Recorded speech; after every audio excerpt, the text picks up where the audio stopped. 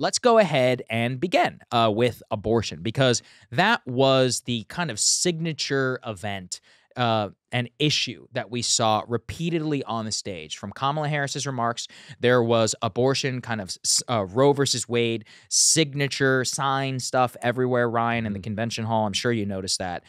Pro-choice, reproductive freedom stuff that was everywhere. And you could tell that is something that they're leaning into very, very hard. So one of these we have is actually a video of a young woman, Hadley Duvall. So we've talked about Hadley on the show before. Mm-hmm. She very prominently featured in the advertising for Governor Andy Beshear in his 2022 race. And in particular, those ads led to Daniel Cameron getting defeated in the election. So Hadley actually took the DNC stage yesterday. And I mean, I thought it was a pretty impactful moment. She had the crowd in tears from what we could tell.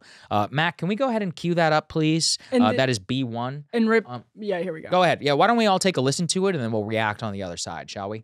I was raped by my stepfather after years of sexual abuse.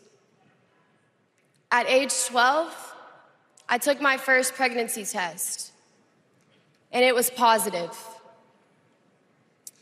That was the first time I was ever told, you have options. I can't imagine not having a choice. But today, that's the reality for many women and girls across the country because of Donald Trump's abortion bans. He calls it a beautiful thing. What is so beautiful about a child having to carry her parents' child? There are other survivors out there who have no options.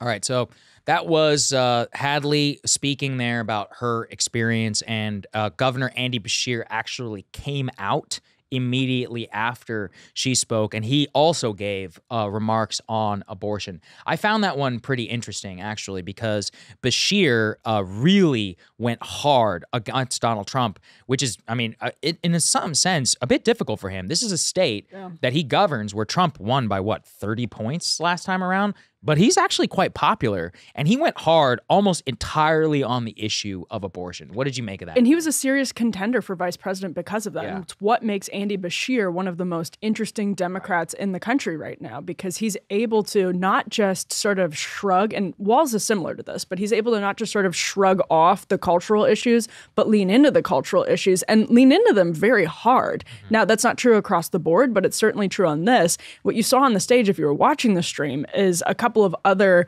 one was a couple, but and then another woman who were also sharing stories of horrifying, tragic circumstances that had been made worse, the contention is, by anti-abortion policies of Republicans. The couple who miscarried, I mean, it was just... Well, actually, that's a good point. We should go ahead and just play it since you mention it. You should watch it. Matt, can we go ahead and queue up, that is a B, they're both labeled B1, I'm not sure. It's the abortion ad SOT is the one that I'm talking about. Yep, I believe that is it. Go ahead and play it for everybody. There's her little...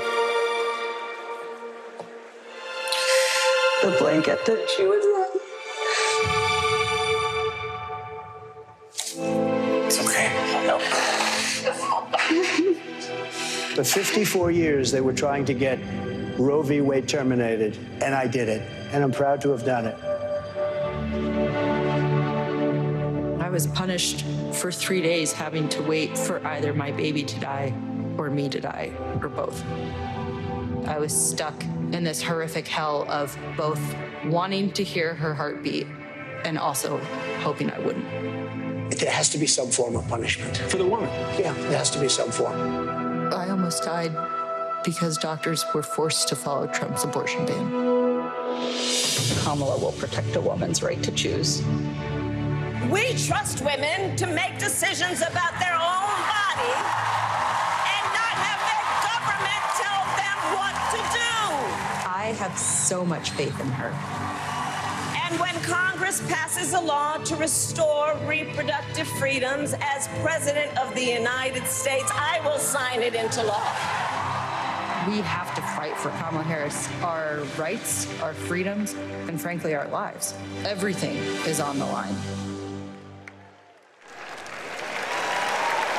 Okay, so that was a big moment there from the stage. That was actually, I believe, happened around 7 or 8 p.m. strategically. Again, I think these people know what they're doing. Maybe you guys disagree, but it was very promptly placed right around when people would be tuning into the coverage, checking it out, kind of seeing what was going on, and they were hit with the back-to-back both of that couple's ad. So I thought that abortion was probably the messaging that they pulled off the best last night. Yeah. And it was both with their speakers, all of the people. So they have these two individual speakers. That couple actually came out on the stage and spoke afterwards, including in the ad. Then they had Hadley Duvall and then Andy Bashir kind of backing her up on top of that. So you put all that together, and I would say put Biden's speech and all that aside. I don't even think that was the most important thing out of last night. For me, it was abortion. It was very clearly they have their messaging dialed in, and they know exactly which ones to turn up, which worked in 2022, Emily. Yeah, and this is why they're making at least one of the nights themed around freedom of the DNC, because abortion is such a strong talking point for Democrats right now. So it's not even just about what we saw at the convention. Just imagine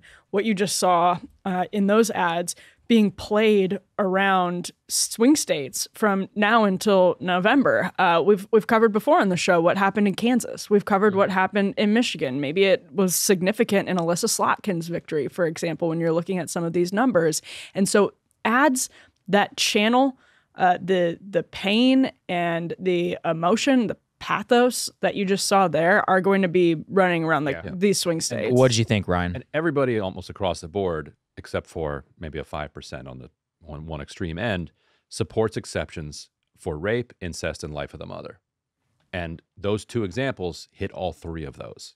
That's right. Rape and incest in the Kentucky case, and then with Willow, life of the mother. And Trump, by the way, supports exceptions for rape and incest. It's more the down ballot. But if you support the exceptions, yet your policy based on these commercials that you're seeing don't seem to actually be making way for those exceptions, then your support of those exceptions isn't very confidence-inducing to voters, probably. Right. Yeah, it's one of those where he could say it and it almost doesn't matter because you've got Republican people on, down ballot who have literally tried to pass legislation. JD Vance has talked about it. And I mean, I think the biggest issue is Arizona. I keep thinking that it's such a consequential event because they have that they have that referendum on the ballot at the same time of 2024. And it couldn't have come, at a worse time for the, 1860 abortion law to come back into effect.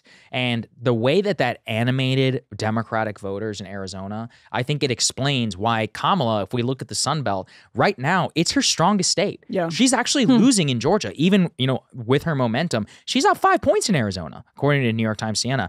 I think abortion is a very, very key part of that. Same with North Carolina. That's another place where abortion law and all of that is very iffy. You've got Mark Robinson, that candidate there. I think he effectively, didn't he admit to his wife having an abortion? I didn't see that. I think he did. Where North Carolina? Yeah, in North Carolina. I think he was like, well, actually, my wife had an abortion. So I forget exactly what his position is, but my point is that even he is like, okay, well, we gotta try and find something, a different way of talking about this.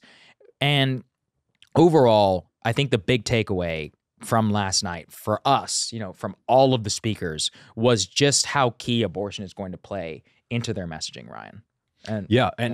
And Democrats have a genuine opportunity to actually codify Roe v. Wade, such that you're seeing the abortion rights groups start to get angry about it. That's right. If you've noticed, it's because codifying Roe v. Wade is considered to be a illegitimate compromise from the perspective of the left, because it would allow bans up to, say, some certain amount of time. It is not a comprehensive ban on bans. Yeah. And so they're upset by that, which shows that it's actually a real possibility that they might do it. But if they do codify Roe, they can then legitimately run every single election on genuine fear mongering, like mongering actual fear, not fake fear, that Republicans will overturn Roe v. Wade in Congress if they get back into power, because they will. Well, this is a good point. So Chuck Schumer actually made some news.